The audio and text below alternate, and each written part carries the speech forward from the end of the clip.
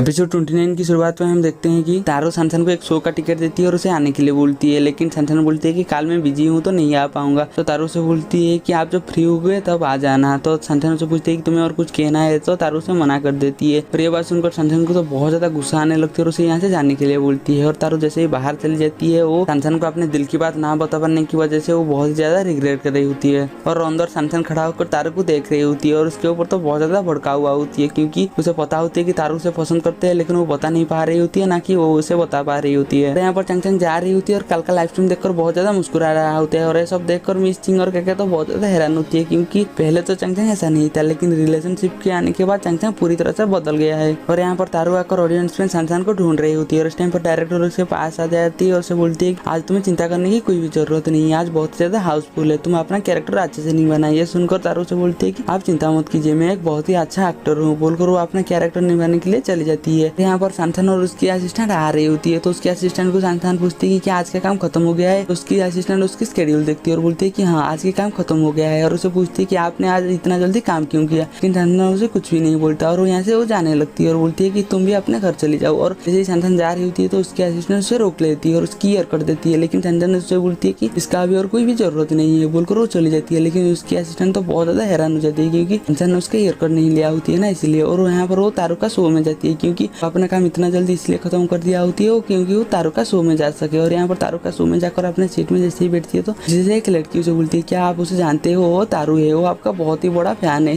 सुनकर सनसन हंसने लगती है और उसे पूछती है तुम उसे कैसे जानते हो, तो वो बता देती है कि मैं उसकी एक्स गर्लफ्रेंड हूँ। और ये बात जैसे ही सनसन सुनती है उसकी तो मुंह ही उतर जाती है। यहाँ पर चंग लुजिंग से बात करते हुए अपने घर में आती है तो देखती है कि घर का लाइट ऑन है, तो पीछे घूमकर देखती है कि मम्मी पापा आए हुए हैं। ये देखकर वो लुजिंग का कॉल को काट देती है और उसकी माँ उसके पास बुलाती है और वो बैठाती है और उसे बोलती है कि मैं बॉयफ्रेंड बना लिया और मुझे इस बारे में बताया भी नहीं। तो चंग उसे बोलती है कि मुझे आपको बताने का टाइम ही नहीं मिला। ये बात जैसे ही चंग की माँ सुनती है वो पूरी तरह से भड़क देती है चंग के ऊपर। और यहाँ पर चंग बात को घुमाने के लिए उसकी माँ को टीवी देखने के लिए बोलती है और वो साइड में भाग जाती है और लुजिंग को कॉल करती है ये बताने के लिए कि मेरी मम्मी पापा मेरे घर में आए होते हैं और उसे ना आने के लिए। लेकिन लुजिंग बहुत सारे सामान लेकर चंग के घर में आ रही होती है, तो वो चंग का कॉल नहीं उठा पा रही होती है। और यहाँ पर चंग उसे बार बार मैसेज कर रही होती है, लेकिन लुजिंग बहुत सारे सामान पकड़ा हुआ होती है, इसलिए अपना फोन को चेक नहीं कर पाता। और चंग आकर अपने माँ के पास बैठा हुआ होती है, तो चंग की माँ चंग को डांट रही होती है, क्योंकि चंग की माँ ये सुना होती है कि चंग इसको डेट कर रही है, वो चंग से 2 साल छोटा है और इसीलिए चंग को डांट रही होती है और उनकी रिलेशनशिप का खिलाफ भी होती है। और इस टाइम पर उनकी डोर लॉक होती है, तो चंग जैसे जाने वाला होती है तो उसकी माँ उसे रोक लेती है और उसके पापा को भेजती है। कि पापा जैसे जाकर डोर ओपन करती है तो बाहर लुजिंग होती है। और यहाँ पर लुजिंग पहले तो चंग के पापा को देखकर डर जाती है, लेकिन वो समझ जाती है कि चंग के पापा है, तो उसे हेलो बोलती है। और चंग के पापा पूछती है कि तुम किससे मिलने के लिए आए हो, तो लुजिंग बता देती है कि मैं चंग से मिलने के लिए आई हूँ। और कि क्या ये हमारे लिए लेकर आए हो, तो लुजिंग हाँ बोलती है। और उसके पापा जैसे ही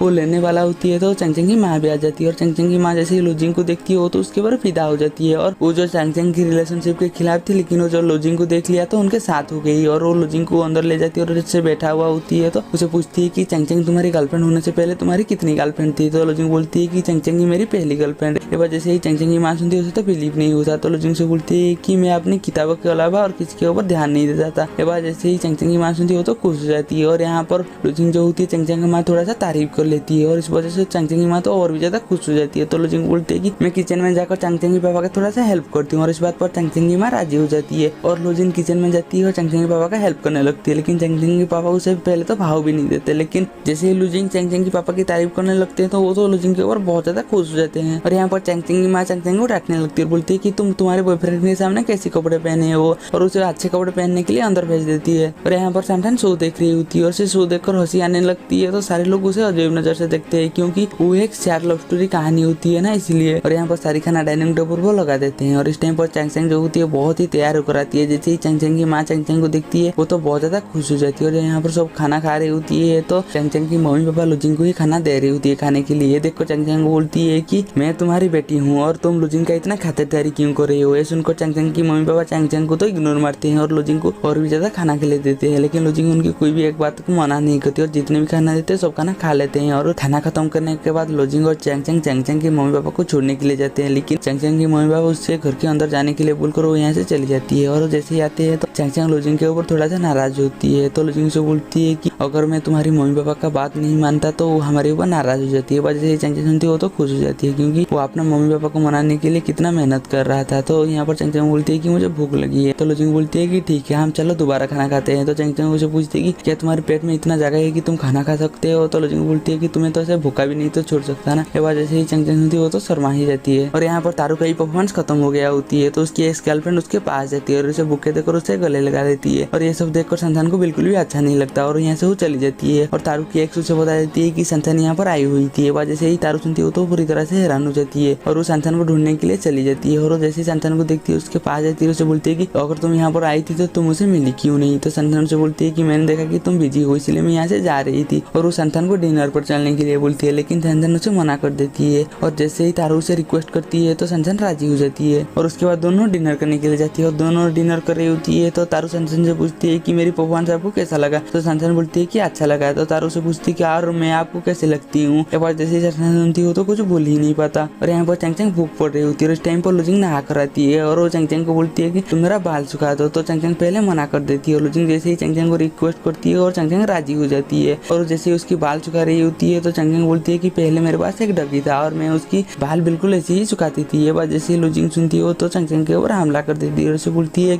मैं मेरे मालिक के साथ खेल रही हूँ बोलकर उसके साथ वो मस्ती करने लगती है। और यहाँ पर संतान के पास उसकी मैनेजर कॉल करती है और उसे बोलती है कि लिसी ने अपने इंटरव्यू में तुम्हारे बारे में बोला है। ये बात जैसे ही संतान सुनती है वो जाकर लिसी का इंटरव्यू देखने लगती है। और लिसी ने अपने इंटरव्यू में बोला था कि वो और संतान कॉलेज में कपल थे लेकिन उस टाइम पर वो दोनों इतना मैच्योर नहीं थे इसलिए वो दोनों अलग हो गए। ये बात जैसे ही संतान देखती है वो तो रोने लगती है क्योंकि लिसी ने उसे धोखा दिया था। संतान की गाना को लिसी ने अपने नाम पर पब्लिश कर लिया था। ये देखकर संतान रोने लगती है। और यहाँ पर तारू आकर संतान के घर में दरवाजा लॉक करती है। जैसे ही संतान दरवाजा खुलती है तो तारू देखती है कि संतान की हालत बहुत ज्यादा खराब है। तो वो संतान को पूछती है कि क्या हुआ लेकिन संतान उसे कुछ भी नहीं बोलता। तो तारू जैसे ही जबरदस्ती घर के अंदर घुसने वाला होती है तो संतान उसे रोक लेती है और उसकी बहुत ज्यादा इंसल्ट करती है और उसे यहाँ से भेज देती है। और वो दरवाजा बंद कर रोने लगती है। और इस बार तारू को बिल्कुल भी अच्छा नहीं लगता और वो जा रही होती है और वो बॉन देखती है तो वो संतान को कॉल करती है और उसे बोलती है कि मैं तुम्हें आखिरी मौका दे रही हूँ, तुम्हें मीट बॉन चाहिए या प्रॉन बॉन चाहिए। ये सुनकर तो संतान रोने लगती है क्योंकि उसे पता चल जाती है कि तारू उसे कभी भी छोड़कर नहीं जाएगा, इसीलिए वो मीट बॉन बोल देती है। और इस बात पर तारू भी बहुत ज्यादा खुश हो जाती है। और यहीं पर हमारी एपिसोड खत्म हो जाती है। हम मिलेंगे जल्दी ही नेक्स्ट एपिसोड में।